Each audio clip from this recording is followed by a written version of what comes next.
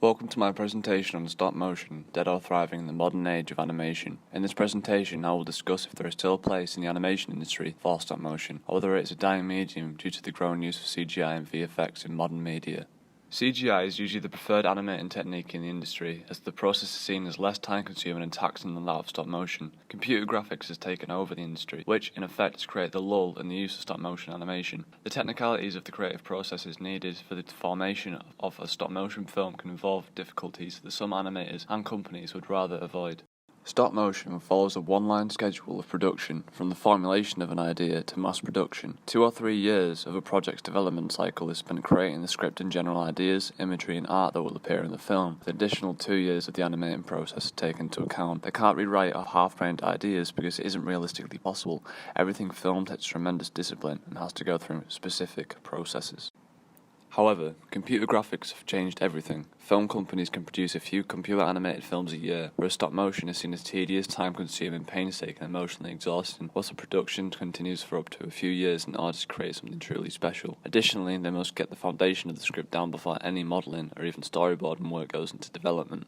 Stop motion animators are putting in their all, walking towards a deadline that may realistically come in a few years. A CGI film, however, depending on how ambitious it is, could take up to about 6 months a year to complete. Previously, stop motion was the go-to for special effects in films, as it was a relatively simple and inexpensive process than practical effects and computer-generated imagery. Films that implemented such techniques were Jason the Argonaut. Esteemed animator Harry Houston used this technique to show the titular character Jason battling a battalion of skeletons, and additionally in Clash of the Titans, as the more fantastical elements and characters that were deemed unfilmable at the time were only possible to be comprehended using stop motion animation. Perhaps with the implementation of the first use of CGI in film, stop motion seemed to be an outdated mode of animated effect. This seems to be the case with the Terminator and T2 Judgment Day. For example, the full body shot of the T-800, Arnold Schwarzenegger's character, stop motion animation is used. This is perhaps due to the difficulty of filming the endoskeleton as a practical effect effectively, or the budgetary restraints of the film itself. However, it is convincing and unnerving, adding to the mechanical movements of the aforementioned killer robot. T2 was released 7 years after the release of Terminator in 1991, and uses CGI as a device to show how technologically advanced the T-1000 is in comparison to the now outdated T-800, metaphorically showing how one form of technology will eventually become insufficient. The raw, realistic metal of the T-800 has become null and void due to the creation of the vastly superior liquid metal body of the T-1000. This illustrates the evolution of animated techniques from stop motion in the Terminator and CGI in T2 Judgment Day. The 90s were deemed to be the era of CGI breakthroughs in filmmaking. T2 Judgment Day, Toy Story, Jurassic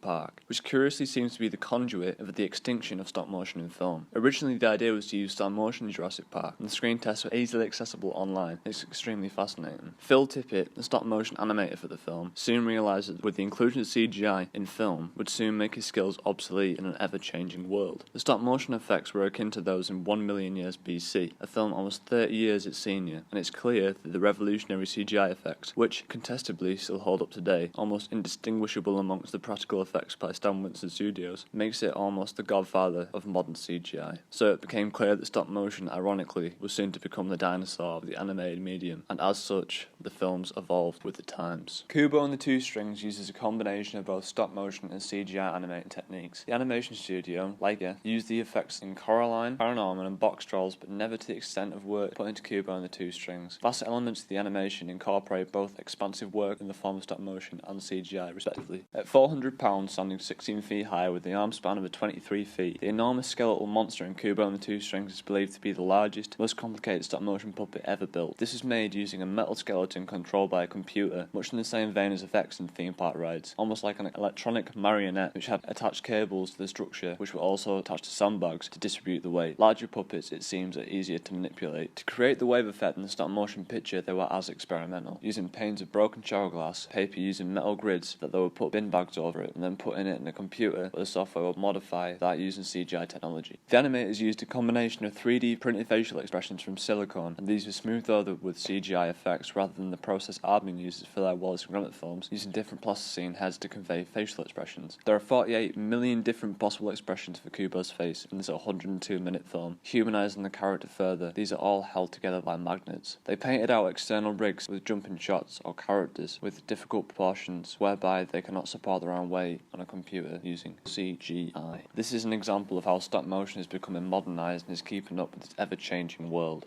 Stop motion also has limitations. CGI can do things that stop motion animators simply can't produce. For example, the Lego movie was created using CGI but was filmed in a way that looked like stop motion. The CG used followed the same rules as stop motion, even going so far as to use motion blur, a technique used in stop motion to convey fast movement. If the film had been made in stop motion using real physical Lego products, over 15 million bricks and over 200 Lego characters would have been used during the film. The animators used Lego software digital designer to use models and sets from their toy catalogue. They also included dandruff, scratches and fingerprints to give the effect of stop motion animation, taking inspiration from homemade brick films and making it a big budget spectacle. Also, effects such as explosions and water would have been more difficult to animate using stop motion technology. Companies want to invest in something that will create a profit, and the most profitable scenario in their eyes would be releasing up to 2 feature-length CGI films a year, leaving stop motion animation, which takes a few years on average, on the shelf. CG films make marginally more money than stop motion. For instance, Chicken Run made over $160 million at the box office. The Incredibles 2, however, made over $608 million, so almost 3.8 times the amount of gross. From 2017 to 2019, Disney Pixar released 4 separate full feature-length projects, whereas Aardman released 2, Early Man and Shaun the Sheep movie, Farmageddon. In Early Man, the longest shot took 8 weeks to shoot. It lasts 40 seconds on screen of an 89-minute runtime. It's just over 1% of the runtime of the entire film. The puppets needed constant maintenance and took over 45 minutes to refleece one sheet. A team of 17 animators worked on the Shaun the Sheep movie, producing an average of 2 seconds of animation per day.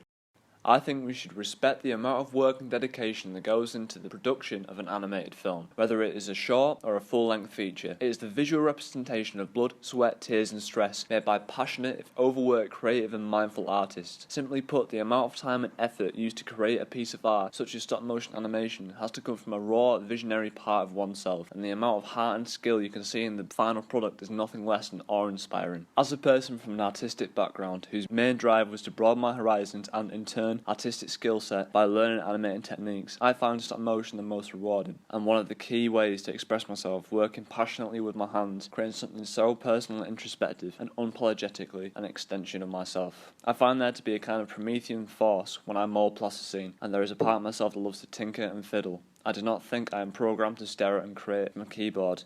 Instead, I enjoy the unrelenting focus and exhaustion that stop-motion animation gives me. I am incredibly fanatical about it. In my eyes, CGI can seem cold and inhuman. It is easy to think, when seeing CGI animation, that it's simply a computer that did all the work. Although, as I've developed throughout the course, I've realised that the same passion is there, like my own for stop-motion, but it doesn't humour my artistic palette like time-consuming craft done with my bare hands. I want the euphoria of creating something that's mine. I want the solutions that I can solve myself, not things defined by an unfeeling, indifferent computer program. I feel as if both CGI and stop motion come under the uncanny valley of semi-realism. Both cannot truly be tangible as reality. Rather than being considered one better than the other, I believe they are the side of the same coin, seeing them as an alternative animated or cinematic choice. With computer graphics advancements happening constantly as we strive towards a new technology-oriented age, perhaps the wholesome and passion-driven technique of stop motion animation can appeal towards our needs for reality in a world of escapist culture.